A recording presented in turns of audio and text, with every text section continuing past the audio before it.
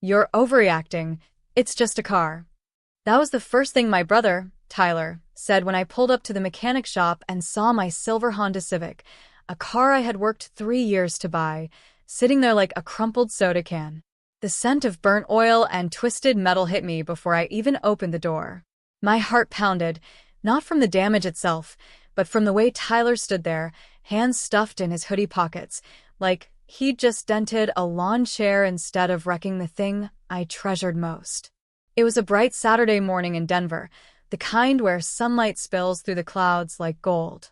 A day that should have been about coffee runs and grocery lists, until a single phone call from my brother turned it into a scene I'd replay in my head for months. My name is Emily Carter. I'm 28 years old, and up until that morning, I had always been the one in my family who fixed things, both literally and emotionally. If something broke, I paid for it. If someone messed up, I covered for them. And if my brother Tyler fell into trouble, I was the first one on the scene, patching up the mess he made like it was my life's duty. I work as a marketing coordinator for a local outdoor gear company in Denver. It's not glamorous, but it's stable, and I've always been proud of the fact that every dollar I've ever earned was the result of my own sweat. My Honda Civic wasn't just a car to me, it was proof that I could build something for myself without depending on anyone. How I got that car? 3 years ago, I was living in a cramped studio apartment with beige walls that smelled faintly of the diner downstairs. I used to walk to work in every kind of weather: freezing wind in January, rain-soaked sneakers in April, blistering heat in July, because I refused to take on a car loan before I could afford it comfortably. I picked up extra shifts wherever I could. Saturdays were often double-shift days, mornings at my main job, evenings at a little coffee shop where the regulars knew me by name. My hands smelled like espresso and dish soap more often than not. Every time I put another $200 into my savings account, I'd imagine the feel of a steering wheel under my fingers and the freedom of not having to schedule my life around the bus timetable. When I finally drove my Civic home, it was used, yes, but in pristine condition, silver paint gleaming under the afternoon sun, interior smelling faintly of new leather. I remember calling my grandmother, Marlene, who lived out in Boulder, and telling her, "It's mine. Every last payment mine." She laughed, her warm, raspy voice wrapping around me like a blanket. "Don't you let anyone borrow it, Em. People don't treat what they didn't earn with the same respect." I should have listened to her. The family dynamic. Tyler is 2 years younger than me, and from the time we were kids, he was the golden child in my parents' eyes. He had a knack for getting into trouble, but an even greater knack for charming his way out of it. Late to family dinners? He's just busy. Failed a class? The teacher didn't explain things well. Wrecked a dirt bike at 17? Boys will be boys. Meanwhile, I was the responsible one. Good grades, never missed curfew, worked summer jobs since I was 15. My reward? The unspoken expectation that I'd keep being responsible, for myself and for Tyler. Over the years, Tyler's pattern became clear.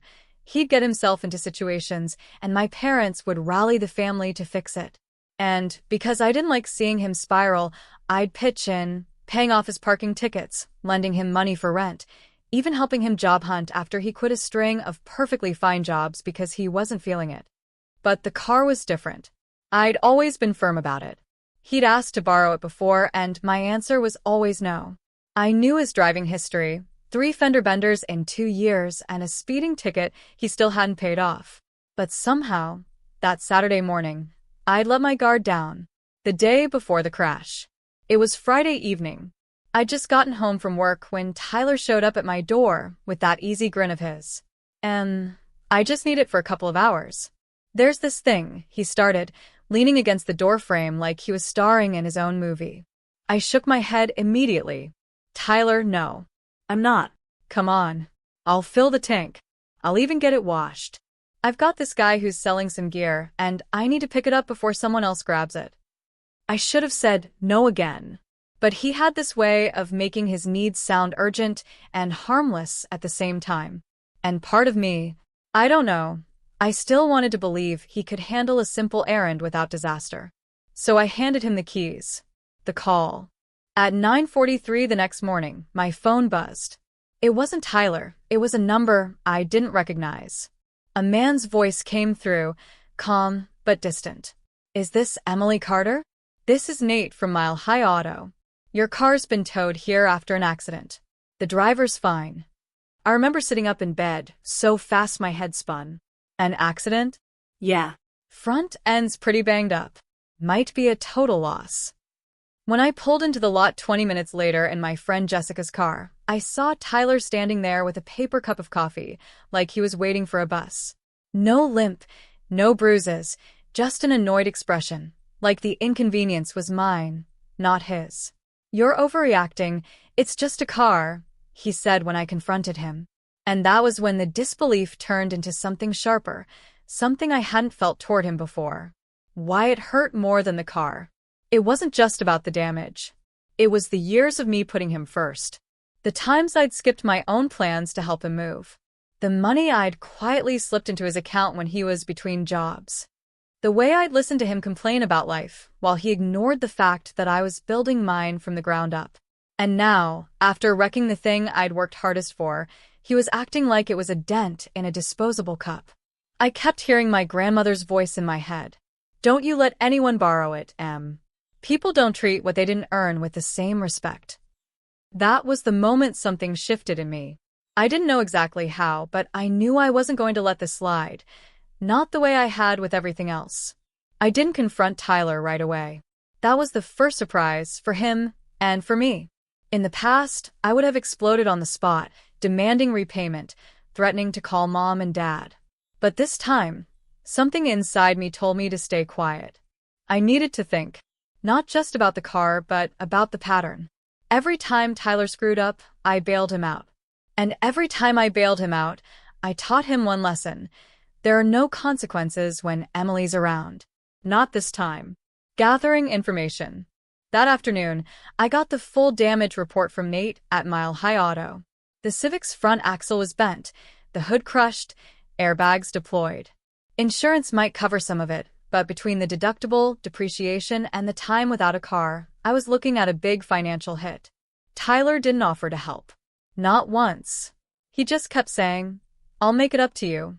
In that lazy way people do, when they don't intend to.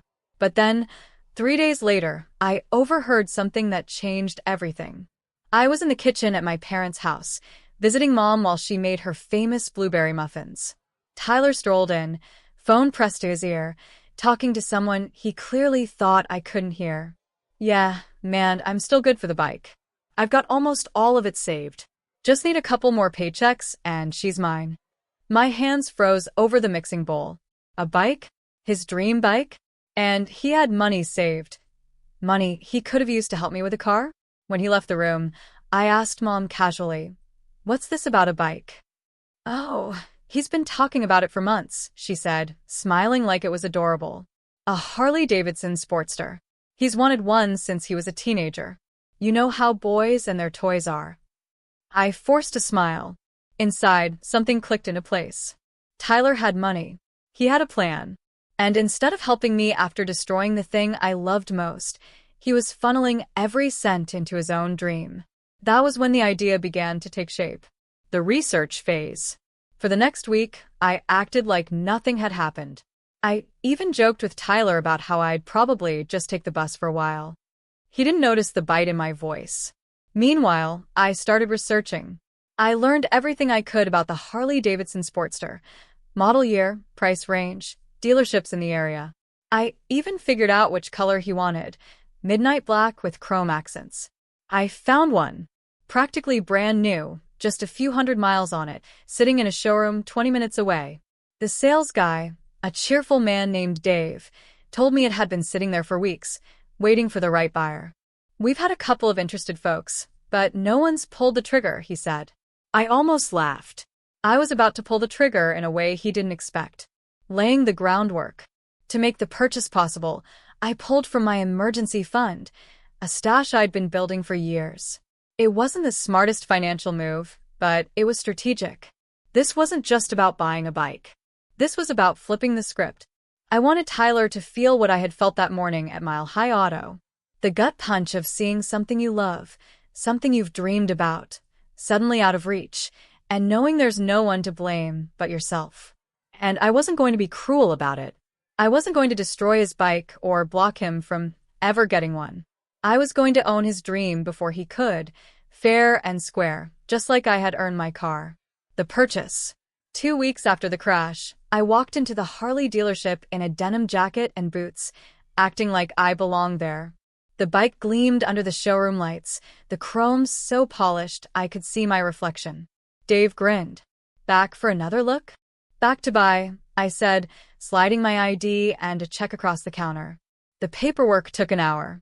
I took my time, savoring every signature. When Dave handed me the keys, they felt heavier than any set I'd ever held. Not because of the weight, but because of the power they represented. Before I left, I had him attach a small leather keychain with my initials engraved on it. A quiet, personal touch. The reveal setup. I didn't ride the bike home that day. I had it delivered to my garage the next morning, just before Tyler was supposed to come by to borrow some of my tools. I left the garage door cracked open, the bike angled just enough so the sunlight caught the chrome. I positioned myself in the kitchen with a cup of coffee, pretending to scroll through my phone. When Tyler pulled into the driveway and stepped into the garage, I heard the silence first. Then a low whistle. "Wait, what?" he called out. I walked in slowly, sipping my coffee. "Oh, that's mine." His head snapped toward me. "Yours?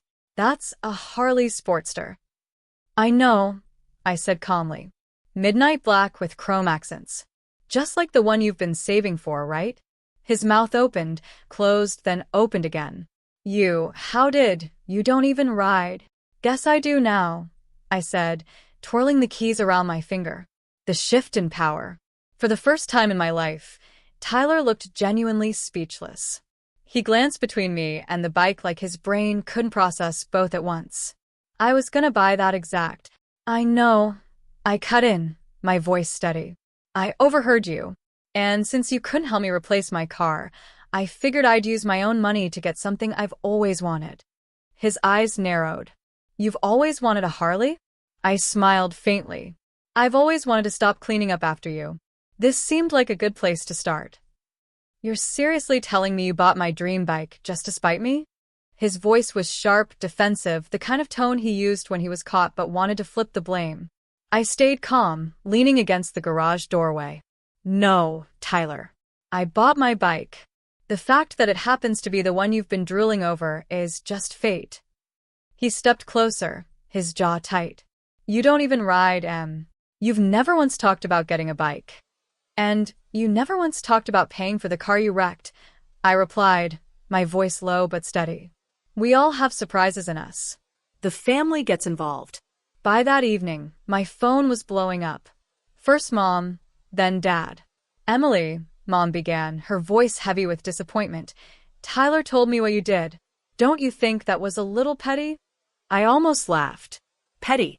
That word again, like my years of cleaning up after him, covering his mistakes and quietly swallowing my frustration counted for nothing. "Mom," I said, "he crashed my car. He hasn't offered a dime to fix it. He's got money saved for a luxury, but not for the damage he caused. I didn't take his bike. I bought one before he could. That's not petty. That's reality." She sighed, the kind of sigh that meant she wasn't going to agree, but didn't want to fight. "You know he's been through a lot lately." "Yeah," I said flatly, "and I've been through a lot because of him." Dad called next, his approach less emotional, more blunt. "You're escalating things. You could have just asked him to pay for your car." "I did ask," I reminded him. He shrugged it off. "Still," Dad said, "you're his sister. Families should look out for each other." Funny, I thought, how that rule only ever seemed to apply to me. Tyler's guilt trip. 2 days later, Tyler showed up unannounced. I was in the driveway, cleaning the bike, when his old Ford truck pulled up. He didn't even get out right away, just sat there, staring. When he finally stepped out, he tried a different tactic. His voice was softer, almost wounded. "You know, I had been saving for that bike for years. I sold stuff, skipped nights out. I worked hard for it." I met his eyes. "Exactly how I worked for my car. You didn't seem to care about that when you took it out and totaled it." "That's different," he said quickly. It was an accident. And this, I said, running the cloth over the chrome, was a choice. His jaw clenched again. I can't believe you'd do this to me. I can't believe you made me your cleanup crew for years, I said quietly. The shift in perspective. What Tyler didn't expect was that someone in his corner was starting to drift toward mine. A few nights later, I got a text from his girlfriend, Lacey. Hey, just so you know, I think you were right about the bike thing. He's been acting like a jerk about it. And honestly, watching you stand up for yourself has made me think about some stuff. We met for coffee the next day. Lacey admitted she'd been covering for Tyler in her own way, helping him pay bills, picking up after him, making excuses to her own family. It's exhausting, she said, stirring her latte. And seeing you, I don't know, it's like you gave me permission to say enough. I didn't tell her to break up with him. I didn't have to. She was already starting to see the pattern. The confrontation that broke it open. The real explosion came at Sunday dinner. My parents had insisted I come, saying they wanted to talk this out like adults. The moment I walked in, Tyler was already at the table, arms crossed. I'm just saying, he began before I'd even sat down. This whole thing could have been handled without you going nuclear. Nuclear? I raised an eyebrow. Tyler, you wrecked my car and refused to help. I made a purchase with my own money. That's not nuclear. It's called living my life. Mom stepped in. Emily, we know you've been upset, but you could have given him time. I cut her off, my voice firm but calm. I've been giving him time for years. Time to pay me back for loans. Time to show up for family events without drama. Time to grow up. My time is worth something, and I'm done giving it away for free. The room went quiet. Even Dad stopped fiddling with his fork. Tyler's face hardened. So this is it? You're done being my sister? No, I said softly. I'm done being your safety net. The fallout. After that dinner, things were tense. Tyler stopped calling. Mom tried to smooth things over, but I didn't budge. I kept my boundaries firm, and for once, I didn't feel guilty. The bike sat in my garage like a symbol, polished, gleaming, a reminder that I was allowed to put myself first. And every time I rode it, even if it was just around the block, I felt that shift inside me grow stronger. This wasn't about revenge anymore. It was about respect mine. 3 days later, the air in Denver had turned crisp, the kind of late October chill that makes you pull your jacket tighter. I stood on the sidewalk outside Rocky Ridge Motors, a motorcycle dealership Tyler had drooled over for years. Through the glass, I saw it, the black Harley-Davidson Street Bob. Matte paint. Chrome details. The kind of bike that could make Tyler forget every other possession he owned. He'd been saving for one, but life and bills always got in the way. I walked inside, my sneakers squeaking on the polished floor. The salesman, a middle-aged guy with a beard that belonged on a biker club president, gave me a nod. You here for someone special? He asked, catching the way my eyes locked onto the Harley. Yeah, I said, my voice calm, but with a current of satisfaction beneath it. You could say that.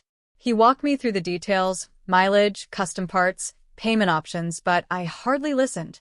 My mind kept flashing back to Tyler's casual shrug as I stared at my crumpled car. Just a car, he'd said. Well, this was just a bike. 2 hours later, paperwork signed, I rolled the Harley out into the sunshine. I didn't ride it home, didn't even have a license for it. Instead, I arranged for it to be parked right in Tyler's driveway, the keys tucked in a gift bag, a little note taped to the seat. For you. Just remember, some things can't be replaced. When he came outside that evening, his reaction was exactly what I'd pictured, wide-eyed shock melting into disbelief. You bought it, he breathed, running his hands over the handlebars like they were made of gold.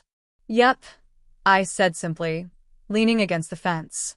But why? You don't even like bikes. I don't, I said with a small smile. But I like making a point. Tyler looked at me, confused, then glanced at the Harley again. I could almost see the realization dawning in his eyes. It wasn't about the bike. It was about him understanding what it felt like to have something you valued suddenly placed in someone else's hands. And honestly, that moment felt better than any repair check could. For 2 days, Tyler barely said a word to me. He was riding that Harley everywhere, grocery store, gym, even to pick up coffee, when he could have walked. At first, I thought he was just enjoying the gift. But then, on the third evening, he showed up at my apartment unannounced. I opened the door to find him standing there with a helmet in one hand and an expression I didn't recognize, part guilt, part gratitude. "Can I come in?" he asked quietly. I stepped aside, and he walked in, glancing around like he wasn't sure how to start. Finally, he said, "About your car. I've been thinking." I acted like a jerk. No, I was a jerk. I didn't just wreck something you needed, I acted like it didn't matter. That wasn't fair. I stayed silent, letting him keep going. "I guess, when you gave me the Harley, it hit me. It's not just a bike to me, it's years of wanting something, dreaming about it. And knowing you could have just kept the money or fixed your car first, but instead, you made sure I had this? I don't know if it was to teach me a lesson or make a point, but it worked." His voice cracked a little, and he looked at the floor. "I've been working extra shifts at the shop. Give me a couple months, I'll pay for the repairs. And if you ever need a ride somewhere until then, I'm your chauffeur. No questions asked." I'll admit, it was the first time in a long time I saw my brother swallow his pride.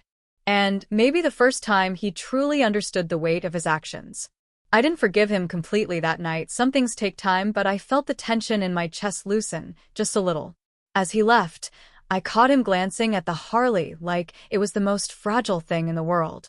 And I knew he'd never treat it carelessly. Sometimes, the real repair isn't metal or paint. It's in the relationship. And, strangely enough, we'd started ours in a much better gear. A month later, my car was still in the shop, but Tyler had been true to his word.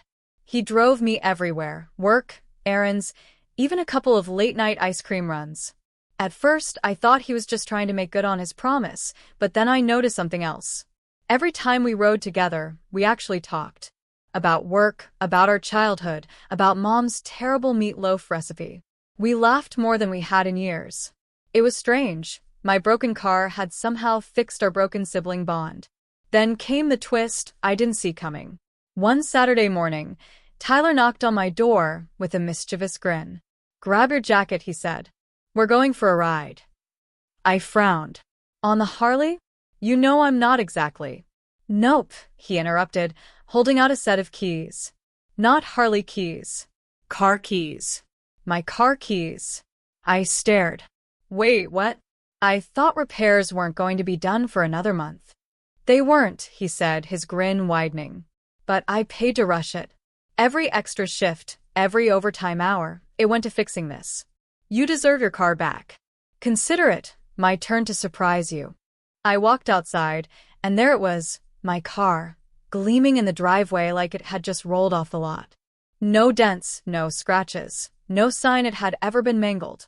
For a second, I didn't know whether to hug him or yell at him for keeping it a secret. I chose the hug. "That's not all," he said after a moment. I put a little something in the glove box. Inside, I found a small card that read, "For the best sister and the best lesson I've ever learned."